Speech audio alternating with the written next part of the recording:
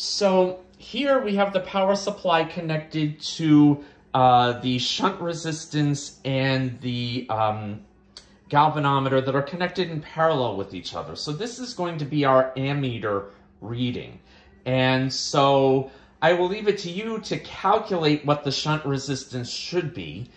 Given the information that we have, we want to scale up the galvanometer so it gives a maximum deflection at 5 milliamps. And so we have our multimeter measuring the total current. So basically what we're going to do is set up the galvanometers at 0.2, 0.4, 0.6, 0.8, and 1, and read the corresponding current readings, and see if they agree with what's expected.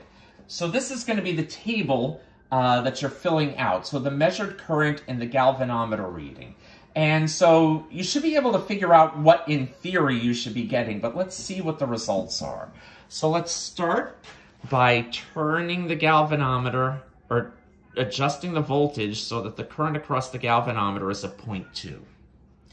So we're getting a reading of 1.19 milliamps for that.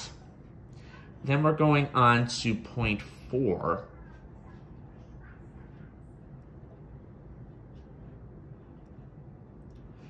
And we're getting a reading of 2.22 milliamps for that. And we go on to 0.6.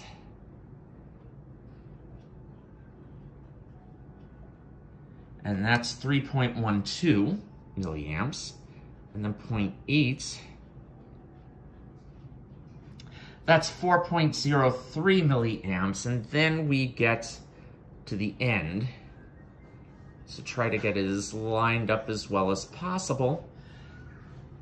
And we're right at 5.00 milliamps. So those are the 5 readings for this part of the experiment. And then the next part of the experiment will be using the galvanometer to measure voltage.